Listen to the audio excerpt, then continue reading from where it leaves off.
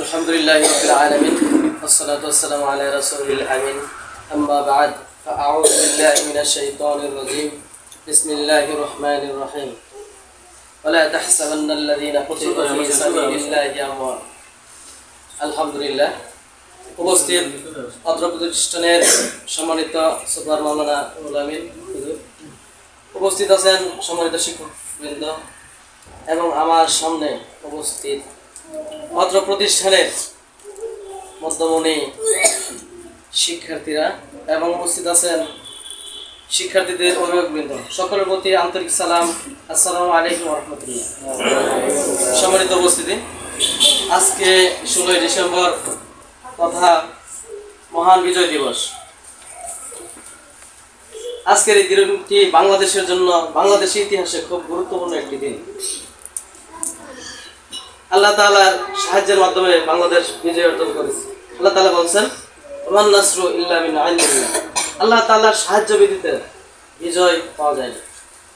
অর্থাৎ বাংলাদেশ যে বিজয় অর্জন করেছে, এটার জন্য একমাত্র আল্লাহ তাআলার সাহায্য ছিল প্রধান।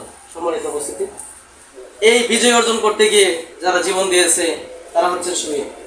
এই শহীদদের মর্যাদা সম্পর্কে আল্লাহ তাআলা বলছেন, ওয়ালা তাকুলু লিমান ইয়াকতালু ফী সাবিলিল্লাহি আমওয়াত। আল্লাহ তাআলা বলছেন, যারা শহীদ, আল্লাহর রাস্তায় যারা জীবন দেয় দেশের জন্য, ইমানের জন্য, তাদেরকে তোমরা মৃত বলো না, বরং তারা জীবিত এবং আল্লাহ তাআলার পক্ষ থেকে রিজিক প্রাপ্ত। এই একটি স্বাধীনতা অর্জন এবং বিজয় লাভ করার পরে আমাদের করণীয় কি? আল্লাহ তাআলা বলছেন, এই বিজয় লাভ করার পরে আমরা যেন অন্য কারো প্রতি অবিচার না করি, কারো প্রতি জুলুম না করি, কারো অধিকার যেন নষ্ট না করি।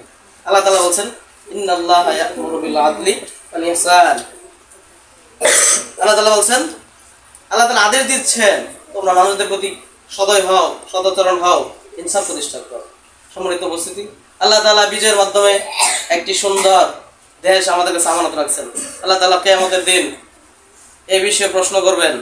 সম্মানিত উপস্থিতি, আমাদের করণীয় এই দেশের সকল সম্পদ যেন হেফাজত থাকে এবং আমাদের দ্বারা যারা কারো অবিচার না হয়, কারো অধিকার যেন নষ্ট না হয়।